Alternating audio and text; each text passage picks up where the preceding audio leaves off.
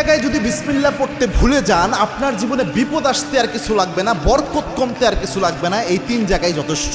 খুব মারাত্মক একটা বিষয়। বিসমিল্লাহ তো মোটামুটি সব ভালো কাজের শুরুতেই পড়া হয়, তবে সব জায়গায় ভুলে গেলেও এই 3 জায়গায় মিনিমাম ভুলা উচিত নয়। তার মধ্যে 1 নাম্বার যেটা, এটা আমি সবচেয়ে গুরুত্বপূর্ণ মনে করি, সেটা হচ্ছে বর্তমান পরিস্থিতিতে এটা হচ্ছে আপনার বাথরুমে প্রবেশের শুরুতে বিসমিল্লাহ পড়া।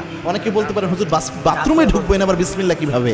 বাথরুমের শুরুতে তো আমরা আল্লাহুম্মা ইন্নী আউযু বিকা মিনাল খুবসি ওয়াল খাবাইস পড়ি, এটা না আমরা পড়ি। হ্যাঁ, এটার ব্যাপারে আল্লাহর হাবিব সাল্লাল্লাহু আলাইহি ওয়াসাল্লাম জানিয়েছেন।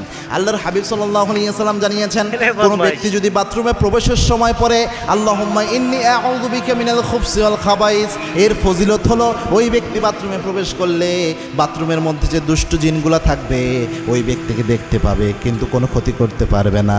কিন্তু কোনো ব্যক্তি যদি বিসমিল্লাহ লাগিয়ে দিতে পারে, বিসমিল্লাহি আল্লাহুম্মা ইন্নী আউযু বিকা মিনাল খুবসি ওয়াল খাবাইস, এই বিসমিল্লাহ সহ যদি দোয়াটা পড়তে পারে,